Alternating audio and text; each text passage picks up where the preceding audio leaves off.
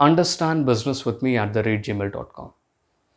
इस mail ID पे आप अपना नाम, नंबर मुझे शेयर कर सकते हैं अगर आपके कोई प्रश्न हैं, कुछ चीज़ें हैं जो आप मुझसे पूछना चाहते हैं या फिर वन वन मेरे साथ में जुड़ना चाहते हैं। तो चलिए हम लोग बात करते हैं बहुत ही इंपॉर्टेंट टॉपिक के बारे में, that is all about features of business. किस समय एक बिजनेसमैन बिजनेस से बाहर होने लगता है, इसके बीच का अगर आप डिफरेंस समझ पाए तब आप उसके फीचर्स को समझ चुके होंगे। आप जानते हैं कि जब आप एक फ़ोन उठाते हैं तो उसके फीचर्स के बारे में बात करते हैं, वैसे ही बिजनेस के कुछ अपने फीचर्स होते हैं। अगर आप फीचर समझ गए तब आप ये समझ पाएंगे कि बिजनेस और नॉन बिजनेस के बीच में डिफरेंस क्या है। वो क्लैरिटी रख कर के आप उसके अलग अलग फीचर्स को अच्छे से एक्सप्लॉइट कर पाएंगे। तो चलिए पहले फीचर के बारे में बात करते हैं, that is all about dealing in goods and services for value. आप गुड्स एंड सर्विसेज को मॉनिटरी रिवॉर्ड के बेसिस पे बेचते हैं। सबसे पहली चीज मैं आपको बता देता हूं, गुड्स और सर्विसेज जो आप पर्सनल कंजम्पशन के लिए बनाते हैं वो कभी भी बिजनेस नहीं कहलाते हैं। मतलब आप चाय घर में बनाए और चाय को घर में ही पी लिए तब आप बिजनेस नहीं कर रहे हैं। लेकिन जब आप चाय का स्टॉल खोलते हैं और उसके बाद में 10 लोगों को चाय पिलाते हैं तब आप उस समय के दौरान में बिजनेस कर रहे हैं। तो ये सबसे बड़ा डिफरेंस है। So goods and services for value, ठीक है। अब गुड्स दो तरीके से बनाए जाते हैं। पहला गुड बनाया जाता है फॉर डायरेक्ट कंजम्पशन। आपने चाय बनाया था डायरेक्ट कंजम्पशन के लिए, कस्टमर तक तुरंत पहुंच गया। लेकिन वहीं पे अगर आप चाय की जगह पे कुछ और एग्जांपल ले ले, जैसे नट बोल्ट हम बोले, तब आप नट बोल्ट बनाते हैं किस चीज़ के लिए? ताकि किसी गाड़ी में जाकर के जुड़ सके। तो अगर आपकी कंपनी नट बोल्ट बनाती है तो आप कैपिटल गुड्स बनाते हैं, और वहीं पे जब आप गुड्स को बनाते हैं कंज्यूमर के लिए तब आप कंज्यूमर गुड्स की तरफ आगे बढ़ते हैं। So the goods may be for consumption और फॉर प्रोडक्शन। कंज्यूमर कंज्यूम करता है और कैपिटल गुड्स में प्रोडक्शन होता है। इसके बीच का भेद अगर आप समझ गए तब आपको एग्जाम्पल समझने में ज़्यादा दिक्कतें नहीं आएंगी। सो इसका एग्जाम्पल है क्लोथ्स, शूज़, फैंस। ये किसका एग्जाम्पल हो सकता है? सीधी सी बात है, कंज्यूमर गुड का। बिकॉज आपके घर में टंगा है वो सामान, रखा है वो सामान, वो आपका कंज्यूमर गुड है। लेकिन वहीं पे अगर आपके गाड़ी में लगने वाला वो ABS है जो आपने बाहर से मंगवाया है, तब वो प्रोडक्शन गुड्स वाली कंपनी है। अब चलिए आगे के डिफरेंस की तरफ पढ़ते हैं। That is all about recurring nature of transaction. देखिए, आप भी जानते हैं, मैं भी जानता हूं कि अगर मैं एक कप चाय बेचूं तो उससे मैं बिजनेस नहीं कर पाऊंगा। मुझे ऐसा बिजनेस मॉडल बनाना पड़ेगा जिसमें रेगुलर बेसिस पे मैं अपने चाय को बेच पाऊं।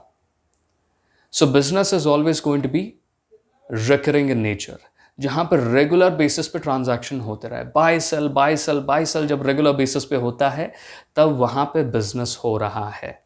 सबसे पहली चीज। अब इसका मैं आपको डेफिनेशन दिखा देता हूं। A transactions comes under business only when it occurs a regular interval और it is recurring in nature. See, to earn profit. अरे भैया, बिजनेस तो खोला ही हमने धंधा करने के लिए है। धंधा मंदा हो जाएगा अगर प्रॉफिट नहीं आएगा, रोकड़ा हाथ में नहीं आएगा। सो रोकड़ा इज मच मोर इंपॉर्टेंट। रोकड़ा आपके लिए क्यों जरूरी है? प्रॉफिट आपके लिए क्यों जरूरी है? दो चीजों के लिए। आपका बिजनेस सरवाइव कर जाए उतना आपको रोकड़ा सबसे पहले कमाना पड़ेगा, उतना प्रॉफिट आपको कमाना चाहिए।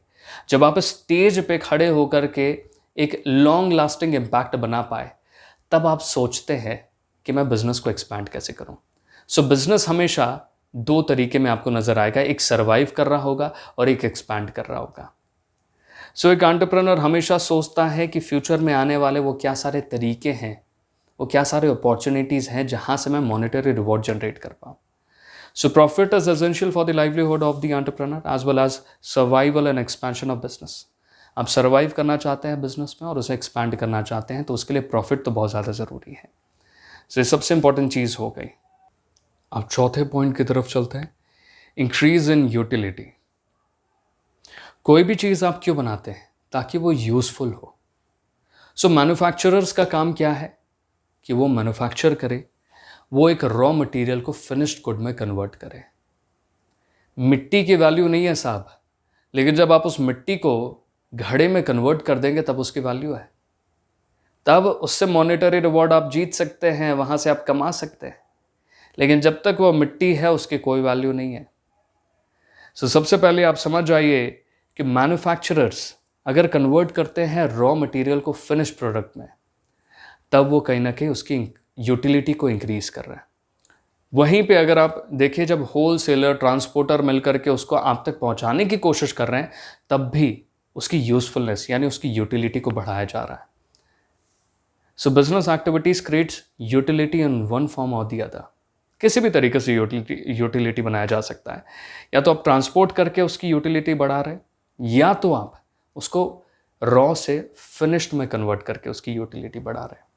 सो डी पॉइंट आपके लिए ज़रूरी था, ई पॉइंट भी आपके लिए ज़रूरी है। रिस्क एलिमेंट है। देखिए, बिजनेस अनसर्टेनिटीज के डोर पे हमेशा खड़ा होता है। उसे कभी नहीं मालूम कि कौन सी चीज़ आके धक्का मार के गेट से घुस जाएगी। पहली चीज़ जो मुझे बहुत ज़्यादा लगता है, that can be change in taste of consumer.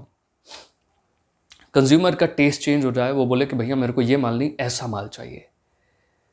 उसका फैशन बदल जाए, उसका ट्रेंड बदल जाए, तब हो सकता है।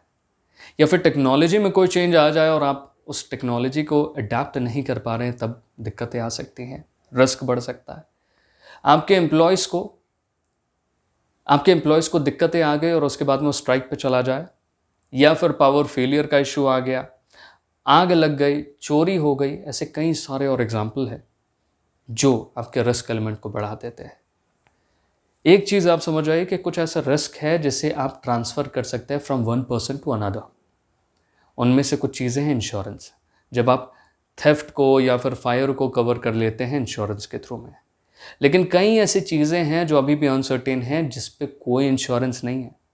ठीक है, जैसे टेक्नोलॉजी में चेंज, कंज्यूमर, फैशन बदल जा रहा है, तब आप कुछ नहीं कर सकते। So most of the business decision relate to future, and future is full of uncertainties. हमें नहीं मालूम कि आने वाले समय में क्या बदलाव आएगा। ठीक है, अनसर्टेनिटीज बढ़ती चली जाती हैं। Profit do not solely depends on effect of entrepreneur. Profit पूरी तरीके से आपके मेहनत पे नहीं डिपेंड करता है। आप पूरी मेहनत करें, पता चला कि बाजू की जो कंपनी है आपके यहाँ से 100 एम्प्लॉयज़ को ले गई। आपके पास थे ही 150 एम्प्लॉय, 100 एम्प्लॉय तो लेकर के चले गए बिकॉज वो सैलरी ज़्यादा दे रही है।